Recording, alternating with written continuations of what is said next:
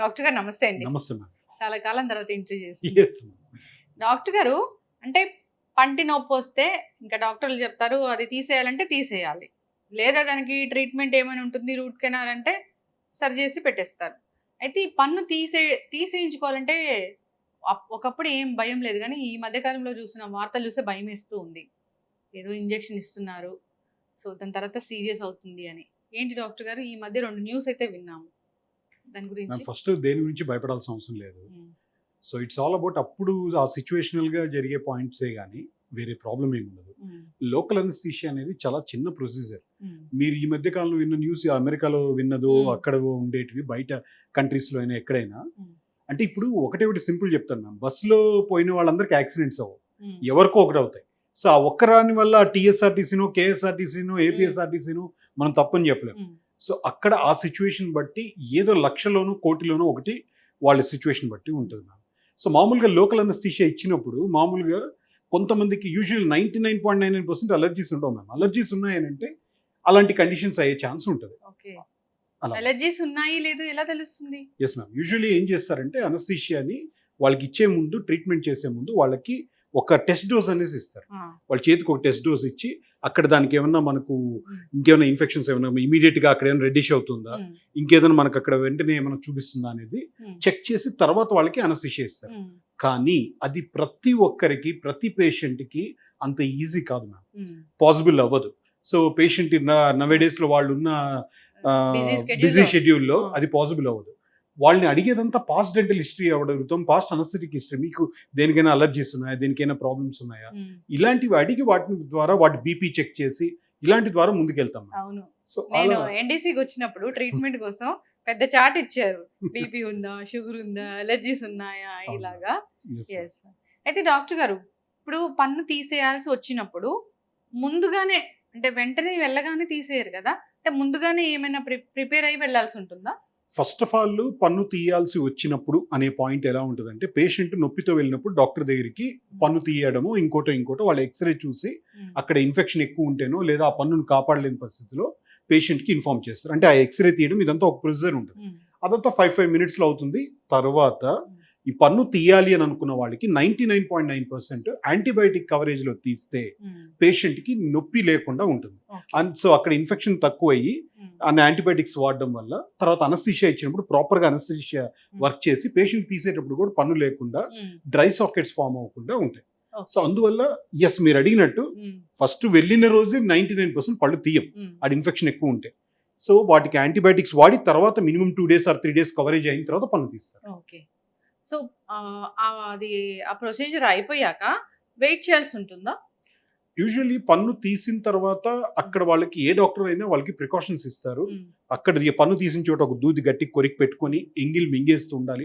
కొంతమంది ఏదో ఎంగిల్ వస్తుందని ఊస్తూ ఉంటారు, అప్పుడు దాంతోపాటు బ్లడ్ వస్తూ ఉంటుంది. అంటే కాటన్ కదలడం. ఇక్కడ ఐడియా ఏంటంటే ఎక్కడైతే ఆ పన్ను తీసారో ఆ సైట్ దగ్గర నుంచి ఆ కాటన్ కదలకుండా ఒక గంట సేపు గట్టి కొరికి పెట్టుకొని ఎంగిల్ మింగేస్తూ ఉంటే మనకు వీలైనంత వరకు బ్లీడింగ్ ఆగిపోతుంది, ప్రాబ్లం ఉండదు. మీరు అన్నట్టు కొంతమంది పేషెంట్స్ అక్కడే వెయిట్ చేసి ఒక 1/2 hour ఉండి తర్వాత వెళ్ళే ఛాన్స్ ఉంటుంది. సో కొంతమంది ఏం పర్లేదు, మాకు ఆల్రెడీ ఇంత ముందు పన్ను తీయించుకోవడం, మాకేం ప్రాబ్లం లేదు, డైరెక్ట్ కూడా బయలుదేరేస్తారు. యూజువల్లీ ప్రాబ్లమ్స్ రావు. ఓకే. ఇప్పుడు బీపీ షుగర్లు ఉంటే? Yes ma'am. బీపీ షుగర్ ఉంటే కన్ఫర్మ్ గా పేషెంట్కి పాస్ట్ బీపీ ఉందా లేదా చెక్ చేస్తారు. వాళ్ళకి బీపీ ఎలా ఉంది అనేది చెక్ చేసుకొని బీపీ కానీ హైగా ఉంది అని అంటే ఖచ్చితంగా వాళ్ళకి ఆ రోజు పన్ను తీయరు. సో ఒకవేళ తీయాల్సి వచ్చినా కూడా బీపీ టాబ్లెట్ వాడారా లేదా చెక్ చేసుకొని వాళ్ళ డాక్టర్ కన్సెంట్ తీసుకొని రమ్మని చెప్పి తర్వాత పన్ను తీస్తారు. సో ఈవెన్ డయాబెటీస్ కూడా అంతే, షుగర్ కూడా అంతే. షుగర్ హై ఉన్నప్పుడు పళ్ళు కొంతమంది పేషెంట్స్ ఉంటారు, మాకు అన్ని బాగానే మానుతాయి సార్, మేము అక్కడ కట్ చేస్తాము, ఆ కట్ చేసిన వెంటనే అక్కడ మన వెంటనే 3 రోజులు మానిపోతుంటుంది, మీరు పన్ను తీయరు. సో కంపల్సరీ వాళ్ళు షుగర్ లెవెల్స్ని చెక్ చేసుకొని షుగర్ లెవెల్స్ నార్మల్ అయిన తర్వాతే పన్ను తీస్తారు. ఓకే. కానీ షుగర్ పేషెంట్స్ చాలా మంది చెప్తూ ఉంటారు డాక్టర్ గారు, మాకు షుగర్ కంట్రోల్ అవ్వట్లేదు, పళ్ళు నొప్పి భరించలేకపోతున్నాము, టాబ్లెట్ వేసుకుంటే కూడా అది మాకు పడట్లేదు అని చెప్తుంటారు, డీలా పడిపోతూ ఉంటారు. అలాంటి వాళ్ళకి పర్టికులర్గా షుగర్ పేషెంట్స్కి ఇబ్బంది పడుతున్న వాళ్ళకి ఏం చెప్తారు డాక్టర్ గారు పళ్ళు పీకించుకోవాలి అంటే? నేనైతే ఒకటైతే చెప్తాను మ్యామ్, నాకున్న ఈ 25 years ఎక్స్పీరియన్స్లో నేను ఒక్క మాట ఏం చెప్పగలనంటే అలా ఉండేది రేర్. వాళ్ళు కంపల్సరీగా మెడికేషన్ ప్రాపర్గా వాడకపోవడమో, లేదా ఫుడ్ హ్యాబిట్స్ సరిగ్గా వాడకపోవడమో, లేదంటే వాళ్ళు ఎక్కడో అజాగ్రత్త చేయడం వల్ల, డాక్టర్ని మీట్ అవ్వకపోవడం వల్ల జరిగే ప్రాబ్లమే తప్ప, వాళ్ళు అప్పుడప్పుడు ఎస్కేప్ అవ్వాలనే తప్ప 200% టాబ్లెట్స్ వాడినా, మెడికేషన్ వాడినా, ఇది వాడినా కంట్రోల్ అవుతుంది. కంట్రోల్ అవ్వలేదు అనుకుందాం మీరు చెప్పినట్టు, అలాంటి పేషెంట్స్ వాళ్ళని కనీసం డెంటిస్ట్ అయితే డైరెక్ట్గా టచ్ చేయడానికి లేదు. అలాంటి వాళ్ళని కన్సెంట్ తీసుకురమ్మంటాం. వాళ్ళు జనరల్ ఫిజిషియన్ ద్వారా కానీ, లేదా వాళ్ళ డయాబెటిషియన్ ద్వారా కానీ సో తీయొచ్చు అని వాళ్ళు కానీ తీసుకుని మాకు కానీ పర్మిషన్ ఇస్తే మేము తీస్తాం. అంతే తప్ప డైరెక్ట్గా మాత్రం తీయకూడదు, అట్లా అబ్నార్మల్గా ఎక్కువగా ఉన్నప్పుడు. అంటే హై డోసేజ్ ఇచ్చి వాళ్ళకి డయాబెటిక్ మందులు తగ్గించిన తర్వాతే తీయడం అనేది జరుగుతుంది. అంటే ఆ డాక్టర్ చెప్పాకే తీయడం అనేది జరుగుతుంది. తర్వాత జాగ్రత్తలు ఏముంటాయి?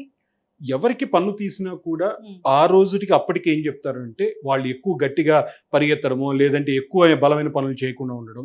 ముఖ్యంగా పన్ను తీసిన వెంటనే ఆ దూదిని గట్టి కొరికి పెట్టుకొని ఎంగిల్ మింగేస్తూ ఒక 1 hour వరకు, వీలుంటే ఐస్ ప్యాక్ బయట నుంచి పెట్టుకొని, తర్వాత కాటన్ తీసేసిన తర్వాత కూడా వాళ్ళు నీట్గా కొంత ఐస్ క్రీమ్ తినమంటే అక్కడ కొంతవరకు ఈజీగా ఉంటుంది. ఇది కాకుండా నెక్స్ట్ 2 days ఏముంటుందంటే నీళ్లు పుక్కిలిచ్చి వేయకూడదు.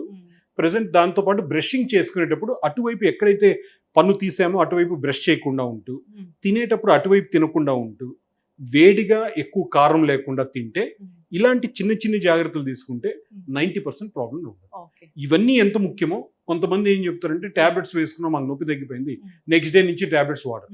ఆ కోర్స్ అనేది కంపల్సరీగా 3 days, 5 days, 7 days వాళ్ళ డెంటిస్ట్, వాళ్ళ ఫ్యామిలీ డెంటిస్ట్ ఇచ్చినట్టు కంపల్సరీ అది యూజ్ చేయాలి. ఖచ్చితంగా డాక్టర్ గారు చక్కగా చెప్పారు. యాంటీబయాటిక్స్ తర్వాత ఇచ్చినా గానీ చాలా మంది ఒక రోజు వేసుకున్నా ఏం పోయిన తర్వాత అని దాన్ని స్కిప్ చేస్తూ ఉంటారు. దాని తర్వాత వచ్చేవి చాలా అనర్థాలే ఉంటాయి. అవును, వాపులు వస్తాయి. దాని అప్పుడు డబుల్ యాంటీబయాటిక్ వాడాల్సి వస్తుంది, ఇంకా ఎక్కువ హై డోస్ వాడాలి, ఐవి ఇవ్వాల్సి వస్తుంది. ఇవన్నీ ఉండకూడదు అని అనుకుంటే ప్రాపర్గా డే ఫస్ట్ నుంచే కానీ వాళ్ళ మీ డెంటిస్ట్ చెప్పిన డోసేజ్లో వాడితే 99.9% ప్రాబ్లమ్స్ రావు. ఇప్పుడు పుచ్చిపోయిన పన్ను ఉంది, దాన్ని టాబ్లెట్లు వేసుకుంటూ ఏదో మాకు తెలిసిన హోమ్ రెమెడీస్ చేసుకుంటూ దాన్ని అట్లా పోస్ట్ పోన్ చేస్తూ ఉన్నారు. ఏమవుతుంది డాక్టర్ గారు? Simple ma'am. ఒకటేంటంటే ఒక కాల్లో ముళ్ళు గుచ్చుకున్న తర్వాత నొప్పి లేదనేసి, లేదా మాత్రలు వాడుతూ, లేదంటే అక్కడ ఆయింట్మెంట్లు పూసుకుంటూ అలాగే మీరు చేసుకుంటూ వెళ్తే ఏ విధంగా సెప్టిక్ అవుతుందో, అదేవిధంగా ఒక పుచ్చిపోయిన పన్నుని మనకు నొప్పి వస్తున్న దాన్ని బలవంతంగా పెయిన్ కిల్లర్స్ ద్వారా వాటి ద్వారా ఆపితే ఆ ఇన్ఫెక్షన్స్ మాత్రం స్ప్రెడ్ అవుతూ ఉంటాయి. అక్కడ రూట్ కింద ఇన్ఫెక్షన్ స్ప్రెడ్ అయ్యి సిస్ట్లని, గ్రాన్యులోమాలని ఇలా ఫామ్ అవుతాయి. ఫామ్ అయిన తర్వాత అవి వాపుల ద్వారా ఏర్పడి ట్యూమర్స్ కింద, వీటన్నిటి కింద కూడా చేంజ్ అవుతుంది. బట్ అందుకనే prevention is better than cure అంటారు. ఒక ప్రాబ్లం రాకముందే కానీ చూపించుకుంటే, డెంటల్ అనేది ఎంత ఈజీయో అంత కాంప్లికేటెడ్. ఈజీ అంటే అందరికీ ఇప్పుడు ఇక్కడ మీ ద్వారా ఇప్పుడు ఎవరికైతే ప్రేక్షకులు అనుకుంటున్నారో, ప్రతి 6 నెలలకు ఒకసారి పంటి డాక్టర్ని కలిస్తే స్టార్టింగ్ లోనే ఆడ ఏదన్నా నలుపు చుక్క కనిపిస్తుందో, ఈవెన్ వాళ్ళకు వాళ్ళే ఎక్కువ ఒకవేళ అద్దంలో చూసుకుంటే ఎక్కడైనా నలుపు చుక్క కనిపిస్తే ఒక డౌట్ ఉందంటే డెంటిస్ట్, వాళ్ళ ఫ్యామిలీ డెంటిస్ట్ కలిస్తే ఆ పుచ్చిన ప్లేస్ సిమెంట్ పెడతారు. దీంతో పాటు పళ్ళకి గార క్లీన్ చేయించుకుంటే ఆ చిగురు ఎముకంత గట్టిపడి పంటి లైఫ్ కనీసం 10 times వాటి లైఫ్ పెరుగుతుంది. ఈ 2 జాగ్రత్తలు తీసుకుంటే సరిపోతుంది. పోతే మీ పాయింట్, మీరు అడిగిన క్వశ్చన్, ఆ మాత్రలు అలా వాడుతూ లేదంటే హోమ్ రెమెడీస్ వాడుతూ ఇచ్చేస్తే అప్పటికి తాత్కాలికంగా తగ్గుతుంది, కానీ తర్వాత వడ్డీ చక్రవడ్డీతో సహా డెంటిస్ట్కో మీ డాక్టర్కో పే చేస్తారు. ఖచ్చితంగా డాక్టర్ గారు. ఈ పన్ను అనేది ఈ బోన్కి ఏమైనా టచ్ అయి ఉంటుందా? బోన్ లోనే పన్ను ఉంటుంది. బోన్ లోపల మీకు పన్ను చుట్టూ ఉండేది ఎముక, ఎముక పైన ఉండేది చిగురు. సో దాన్ని పెరిడోన్షియం అంటారు. సో అది ఎముక లోపలే ఉంటుంది. ఆ పన్ను డ్యామేజ్ అయితే అక్కడంతా దాని చుట్టూ ఉన్న ఎముక కూడా డ్యామేజ్ అవుతుంది. అది పెద్ద ప్రాబ్లం వస్తుంది. అవును మ్యామ్. సో డెఫినెట్ గా అందరికీ అర్థమయ్యేటట్టు చెప్పాలంటే, ఎంత లేట్ చేస్తే ఆలస్యం అమృతం విషయం అన్నట్టు.